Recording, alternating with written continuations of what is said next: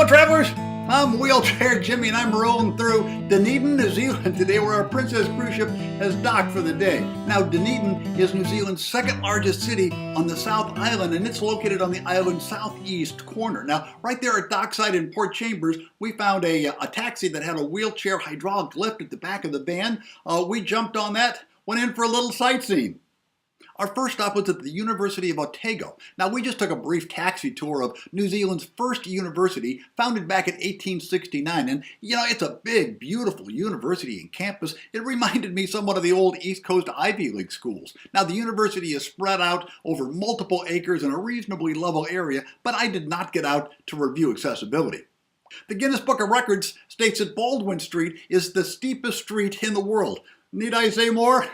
You know, we drove it just to say we drove it, but frankly, it's pretty ugly. Not a whole lot to do there, so we drove on. Outside Dunedin on the Otago Peninsula is the Larnac Castle, which is small by European standards, but it has a fascinating history. Now, we did not get there, but I did call. We had hoped to get there, and they stated that they had a ballroom and a foyer which were wheelchair accessible, but that there were stairs going to the upstairs, and obviously that was not accessible. They also said that there was a wheelchair accessible restroom on the first floor. One of New Zealand's best-known stately homes is the Ovalston, which is a 35-room Jacobean-style mansion. Now, we were running out of time, and there was street parking only, so we did not go in to check out accessibility. You know, that said, it sits on a somewhat steep hill, especially if you're parking down in the street level. Now, with respect to the coastal train trips, the Dunedin rail station is a gorgeous Flemish Renaissance-style structure and is fully wheelchair accessible. There's a ramp at the entrance, a wheelchair accessible restroom, and an accessible cafe. You know, it would get a 4 on the W-Jar index, and the adjacent outside gardens are just beautiful. Now, I went up to the ticket counter and they told me that the spectacular Pacific Coast and Taieri River Gorge train trips are wheelchair accessible with one important caveat. Wheelchair users have entry onto the train only at Dunedin. There are no accessible exits until the train returns to Dunedin.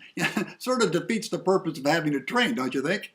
You know, I was also told, no guarantees here, that there is an onboard wheelchair accessible restroom and that food is available on board by requesting assistance from the conductor.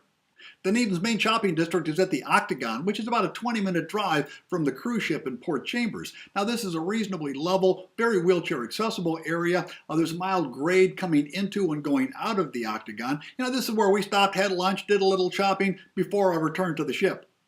Getting back to the cruise ship turned out to be easy enough, but we had to ask around and sort of hope for the best. As it turned out, our taxi driver had dropped us off at the Octagon, and when we looked to return, I saw one of the main city bus lines, the Go Bus. It was accessible and actually does a round trip between the cruise ship terminal and the downtown Octagon. And as I watched, I noticed that most of the city's Go Buses appeared wheelchair accessible with fold-down ramps. You know, frankly, I thought Dunedin was a little old, a little sleepy, not much to do here.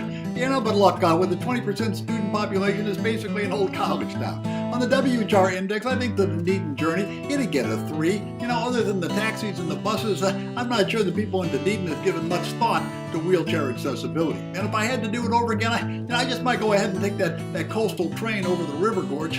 It looked like a lot of fun, and maybe in the interim they'll actually construct some rail stops that are accessible other than Dunedin. Roll on, America!